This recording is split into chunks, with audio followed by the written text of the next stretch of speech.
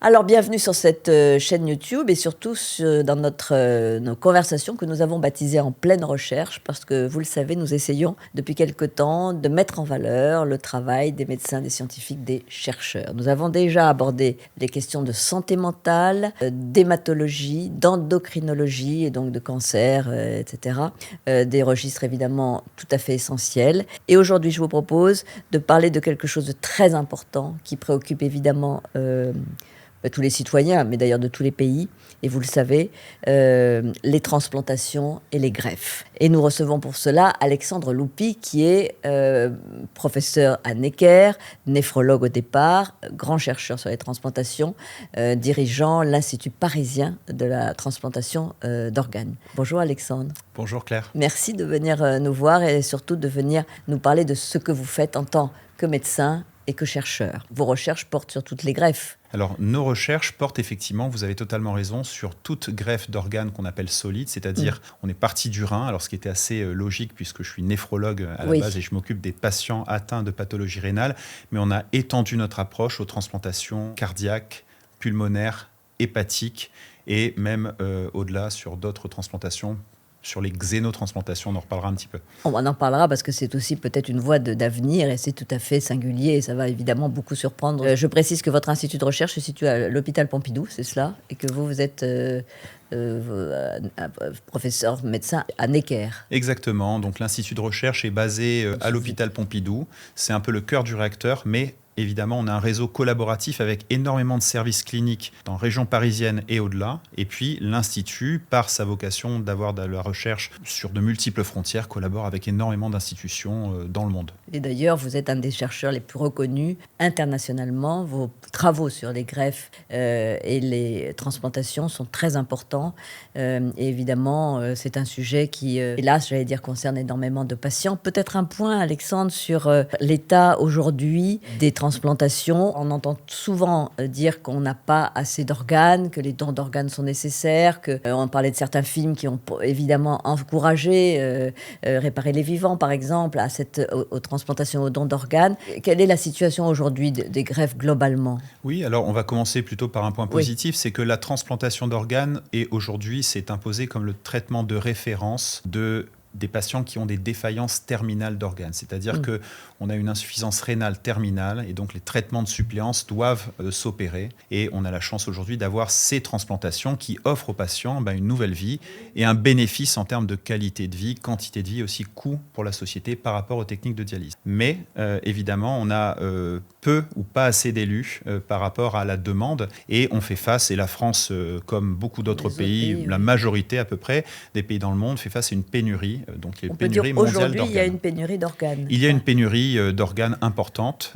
Et quand vous faites un peu cet entonnoir entre les patients potentiellement candidats et qui pourraient bénéficier d'une greffe et les patients qui bénéficient d'une transplantation, eh bien, il y a malheureusement chaque année des patients qui meurent sur la liste d'attente, faute d'organes, rein, cœur, foie, poumon. Quel est à peu près le temps d'attente pour recevoir un organe ? Le temps d'attente, oui. Alors, le temps d'attente est effectivement très variable. Je dirais qu'il est trop long et ça dépend beaucoup du groupe sanguin, de l'immunisation des patients et du fait d'avoir la chance ou non d'avoir dans la fratrie un donneur, notamment pour la greffe rénale, évidemment, et de l'âge. Et donc, il y a différents facteurs et différentes régions de France pour lesquelles le délai d'attente est différent. On ne peut pas dire que c'est plusieurs mois, on ne sait pas. Enfin, oh non, ça se chiffre en années et ça peut aller sur plusieurs années au cours desquelles les patients sont en attente d'une transplantation. Mais on dirait que cette pénurie d'organes, c'est quoi ? C'est un problème philosophique aussi, des patients qui ne veulent pas donner en cas de mort, etc., ou les familles qui refusent qu'un jeune donne ses organes. Qu'est-ce qui se passe ?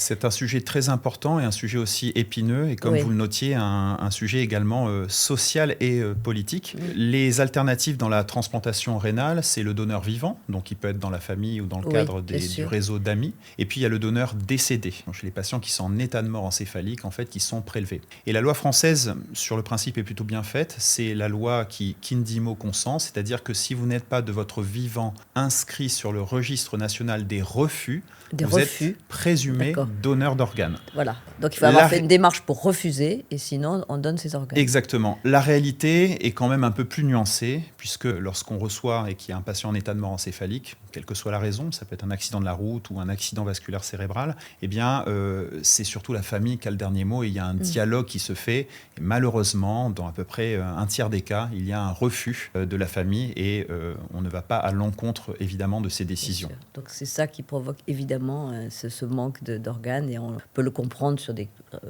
j'allais dire pour des raisons philosophiques ou éthiques, et c'est tout à fait entendable. On ne peut pas rien dire. Alors, Alexandre Loupy, il faut que vous nous expliquiez, dans une greffe, comme vous dites, c'est une nouvelle vie qui peut apparaître pour le patient, qui est une promesse, mais on a bien le sentiment que ce qui est le plus dangereux, d'une certaine façon, c'est le rejet. Est-ce que là-dessus, on a fait des progrès ? C'est-à-dire, est-ce que quand un patient est greffé, on a moins de rejets qu'avant ? Alors, c'est là-dessus que portent vos travaux, évidemment. Exactement. Donc nous, notre leitmotiv, c'était le constat que les techniques chirurgicales, finalement, de transplantation, elles ont été établies au début du XXe siècle. Oui, il y a d'ailleurs eu un prix Nobel de médecine français, Alexis Carrel, qui venait de Lyon. Il a réussi à trouver les techniques chirurgicales qui permettent de connecter les vaisseaux entre eux. Ce qui est très intéressant, c'est que ce sont des brodeuses lyonnaises qui lui ont appris à faire ça. Et c'est ça qui a permis chirurgicalement à la transplantation de prendre son essor initialement, difficilement, puisqu'il y avait cette barrière qui est le rejet. D'accord. Qu'est-ce que c'est le rejet ? Lorsqu'on vous transplante un organe génétiquement différent, votre système immunitaire va avoir tendance à le reconnaître comme étant du non-soi et à le combattre par différents mécanismes qui sont des mécanismes nécessaires et qui nous permettent aujourd'hui ici de combattre des infections. Ça nous protège, ce système immunitaire, bien sûr. Et aujourd'hui, en transplantation rénale, une des causes principales de perte de ces greffons, c'est le rejet. Alors le rejet, il se voyait dans les phases pionnières de la transplantation, je dirais dans les années 60, 70, 80, à peu près aux alentours de 80% des patients qui expérimentaient ces formes de rejet qu'on disait hyper aiguës, c'est-à-dire qu'ils se manifestaient dans les minutes ou les heures suivant la transplantation. Donc on ne pouvait pas finalement faire de greffe, enfin on n'y arrivait pas. On les faisait, mais c'était des échecs, à tel point qu'à l'époque, nos maîtres, je cite Jean Burger, se demandaient si la transplantation allait un jour s'imposer comme étant une option viable pour les patients. Et là, on revient dans les années 60. D'accord. Et puis, il y a eu évidemment des progrès de la médecine, heureusement, et notamment thérapeutiques, avec ces fameuses molécules qui sont des immunosuppresseurs. Donc, on détruit un peu les défenses, finalement. Oui, en tout cas, on les endort. On va dire qu'on les endort un petit peu. Et notamment, la découverte dans les années 80 d'un médicament révolutionnaire et qui a été un tournant dans la transplantation, c'est la cyclosporine. Et donc un traitement immunosuppresseur et qui a permis de passer de 80% de la fréquence des rejets à moins de 20%. Oui, donc c'est considérable comme taux de réussite. C'est considérable, ça a permis à la transplantation de s'imposer comme le traitement de référence, mais aujourd'hui, ce rejet, qui prend des formes un peu différentes, un peu plus complexes, représente quand même aujourd'hui la principale cause de perte à long terme de ces greffons. C'est vrai en rein, c'est vrai en greffe cardiaque, ce phénomène est très important également en greffe pulmonaire. Oui. Et pour la greffe hépatique, dans une certaine mesure, un peu plus atténuée. Vos travaux, bien sûr, portent là-dessus, c'est-à-dire comment on va éviter le plus possible de rejets. Alors, je ne sais pas si vous allez trouver de nouveaux médicaments ou je ne sais pas comment s'orientent vos travaux. La question scientifique, à la base, et je vais vous expliquer un petit peu le cheminement, on va essayer de débobiner entre la science, l'innovation et comment on apporte maintenant des outils concrètement aux patients innovants. Oui, parce que le plus important, au fond, c'est les recherches et puis comment ça se traduit pour le patient. C'est la finalité, en fait. C'est la finalité. C'est la finalité, et c'est la raison pour laquelle, moi, en tout cas, je me lève le matin, tous les matins depuis 20 ans. On est parti finalement de l'hypothèse qu'il fallait comprendre cette maladie qui s'appelait rejet et d'essayer d'appréhender la complexité du système immunitaire et que ce rejet, ce n'était pas une seule maladie, c'était peut-être 5, 6, 7 maladies différentes qui s'exprimaient à différents temps, différemment, répondant à différents traitements. Et toutes ces analyses que l'on a faites sur des larges cohortes de patients, des patients qui sont transplantés dans les différents hôpitaux, eh bien, ils nous ont permis de craquer cette réponse immunologique. La craquer, c'est-à-dire reconnaître des nouvelles formes de rejet méconnues, mieux les classer et donc trouver des thérapeutiques ciblées pour faire de la médecine personnalisée, pour prévenir ces rejets, Donc on Ou bien, personnalise beaucoup plus les greffes, les transplantations. Et exactement. Ok. Ou bien lorsqu'ils surviennent, savoir comment traiter ces patients. Mhm. Et ça a été assez, et là c'est un petit cocorico français, on a On peut quand le même faire. réussi à modifier 5 fois la classification internationale du rejet sur la base de nos travaux les 7 dernières années. C'est énorme. On imagine que l'intelligence artificielle, évidemment, vous a aidé ou vous continue à vous aider. Parce que pour bien repérer, au fond, pour personnaliser ces greffes et faire que les rejets soient moins nombreux, on se sert d'un appareil statistique très développé qui est l'IA. Enfin, Exactement. En fait, la vague de l'IA nous a submergés et c'est vrai qu'on l'a appliqué au domaine de la transplantation. Oui. On est parti d'un constat simple, c'est que lorsque, par exemple, on a un patient en face de nous, un patient transplanté, ce sont des patients complexes. Ils ont des maladies complexes, ils ont un passé, il y a des risques d'infection, il y a des risques de rejet, c'est des patients qui sont polypathologiques. Et lorsqu'on a un patient en face de soi, eh bien, notre décision médicale de savoir si on l'hospitalise, si on lui fait une biopsie, si on change son traitement ou si on fait autre chose, elle est basée sur une appréciation du risque à un instant T de ce patient. Quelle va être sa trajectoire dans les 1, 2, 3, 4, 5, 10 ans à venir? Eh bien ça, c'est assez difficile de faire cet exercice. Donc on le fait nous en tant que médecin avec notre expérience. Et le pari, c'était de dire que si on injectait énormément de données de patients, puis des dizaines d'années, Oui. Et qu'on appliquait des modèles statistiques, on pouvait arriver à une machine qui, en fait, est un espèce de super médecin qui a 500 000 ans de pratique médicale, puisque si vous multipliez le nombre de patients par le nombre d'années qui ont été suivis, et si vous avez la vélocité et la qualité de la donnée, eh bien, vous arrivez, en fait, à faire ces prédictions et à vous aider de l'intelligence artificielle par ces modèles statistiques et de devenir un médecin augmenté par l'IA. C'est ce que vous êtes pour évidemment effectuer ces progrès à la fois de la recherche et puis sur le patient. Vous avez à un moment, Alexandre Loupy, parlé de quelque chose qu'on ne connaît pas du tout et qui est visiblement une voie prometteuse de greffe d'organes d'animaux. C'est ça? C'est comme ça que l'on peut Exactement. définir ce que vous avez appelé la Xénogreffe. La xénogreffe. Voilà. Parce que nous ne connaissons pas la xénogreffe.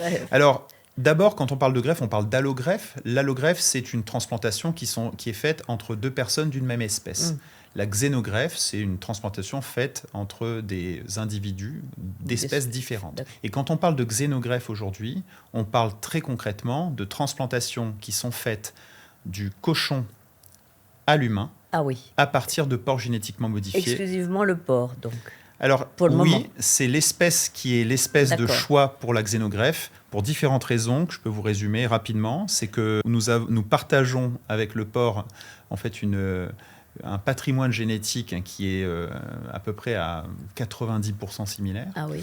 On est très proche génétiquement. Nous sommes très proches anatomiquement, c'est-à-dire que les organes porcins, notamment les reins, etc., sont très proches des nôtres. Troisièmement, c'est une espèce animale qui est accessible aux techniques d'édition du génome. On peut manipuler et changer le génome du cochon assez facilement avec une technologie, c'est les ciseaux moléculaires, ça s'appelle CRISPR-Cas9, qui ont révolutionné en fait la possibilité de modifier le génome d'un individu. Et donc aujourd'hui, on a pu créer des lignées de porcs transgéniques humanisées et qui ont permis une énorme rupture médicale en 2022. C'est la première transplantation faite aux États-Unis d'un rein d'un porc génétiquement modifié à un humain. Et ça va se faire en France aussi, bien sûr. Et ça se fait en France ou... Alors, ça ne se fait pas en France pour le moment. Ça se fait aux États-Unis, ça se fait en Chine.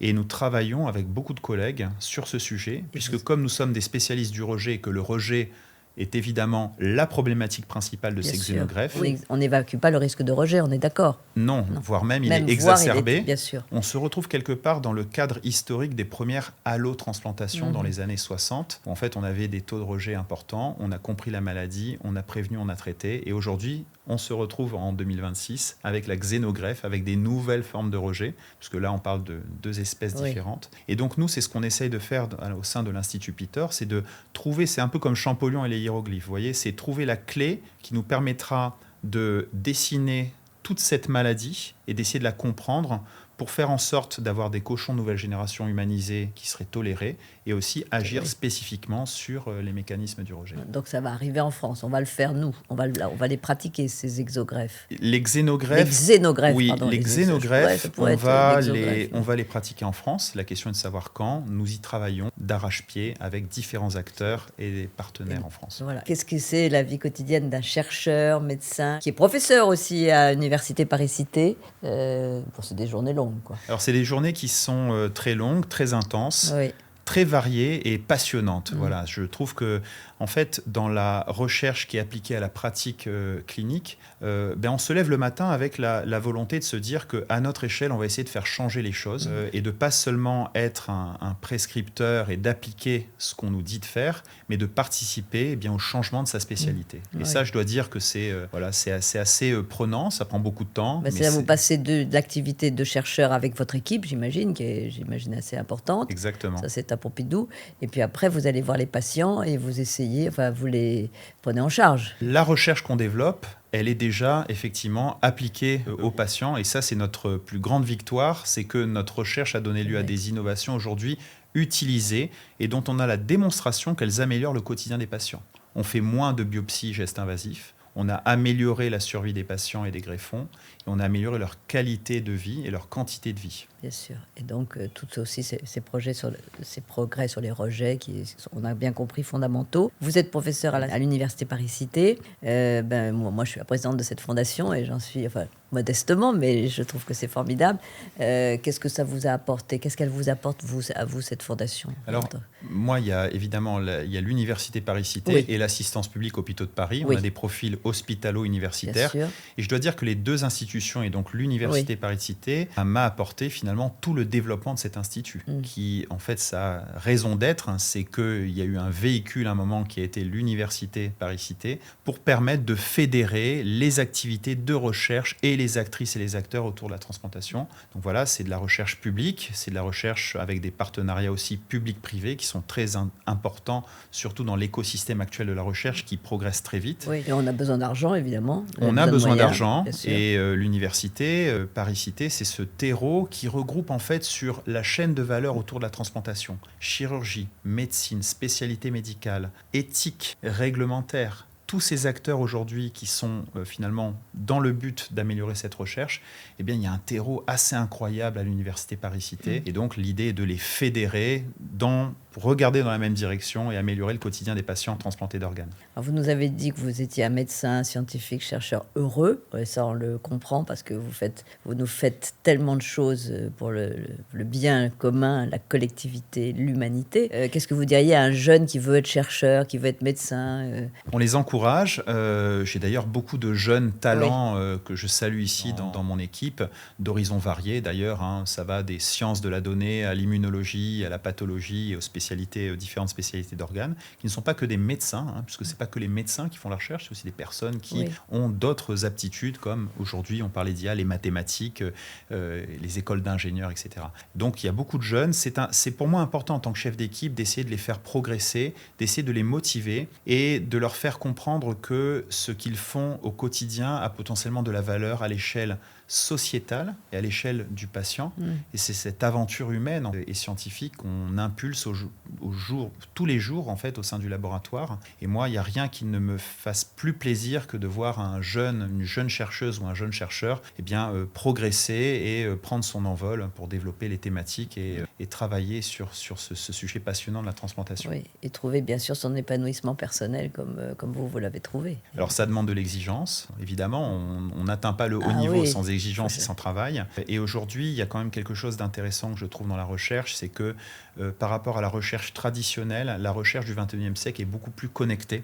Elle est beaucoup plus, on dit, multimodale, c'est-à-dire avec de multiples facettes. On arrive maintenant à naviguer avec différentes thématiques, alors qu'avant la recherche était beaucoup plus réalisée en silo. Et je crois que c'est cet aspect d'ouverture et de casser les barrières entre les spécialités qui sont une des forces de l'Institut Pitor, de transplantation et de régénération d'organes qu'on applique. Et c'est notre ADN. Bien sûr. Et c'est aussi d'ailleurs la spécificité de l'Université Paris-Cité, parce que c'est vraiment des travaux de recherche très transversaux qui regroupent énormément de spécialités et de registres. Exactement. C'est ça qui fait aussi la richesse. Merci, c'était vraiment passionnant. Et je crois qu'on a appris beaucoup de choses grâce à vous. Et bien sûr, on souhaite que tout ça se développe encore et que les progrès se multiplient. Nous allons continuer à travailler. Merci beaucoup. Mais oui, bien sûr, on en est sûr. Merci. On se retrouve vite avec un autre représentant de cette communauté scientifique pour essayer de vous éclairer sur toutes ces problématiques. À très vite.